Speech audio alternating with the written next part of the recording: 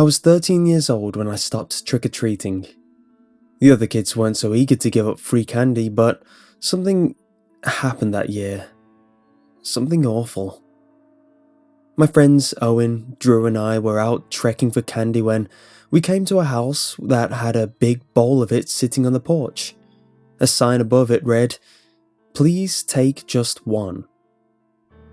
We joked about swiping it all, but Owen and Drew only took a few each, enough to make them feel like badass kids.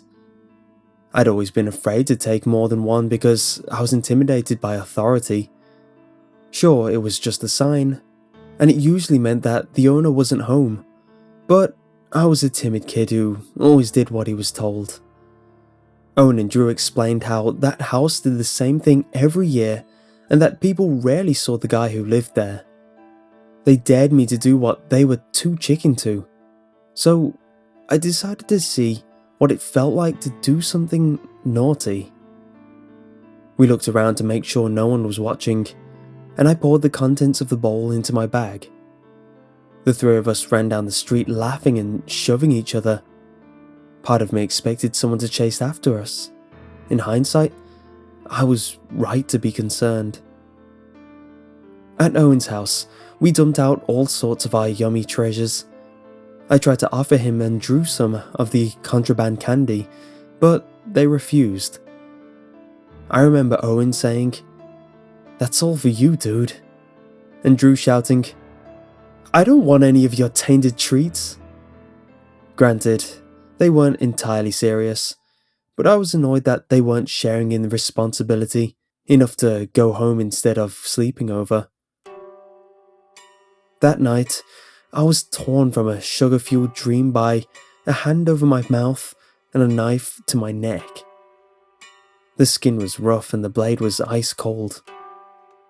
It was just slightly pressing into my skin, ready to slit my throat at a moment's notice.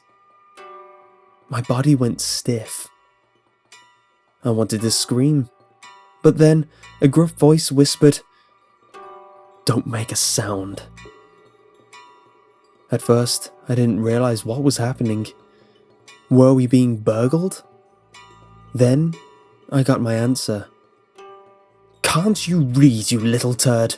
The sign said just one. Just damn one."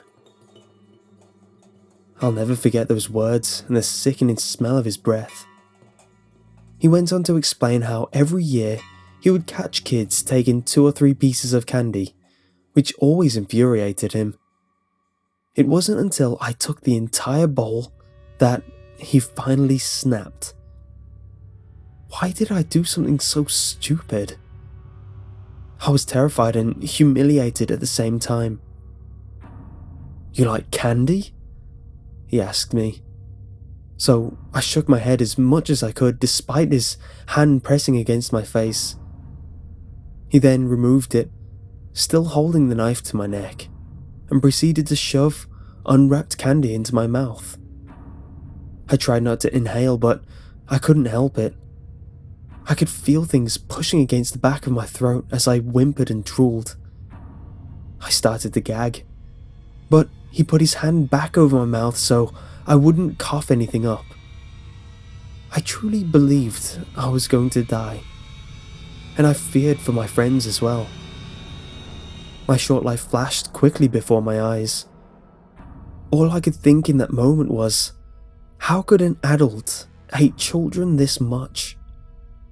Everything I presumed about them was suddenly a lie.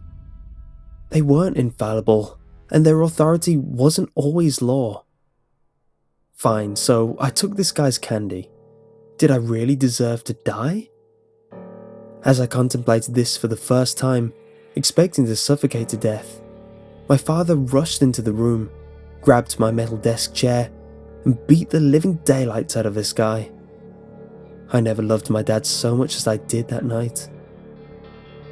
I'm an adult now, and I live alone in a nice house on a quiet street with lots of kids.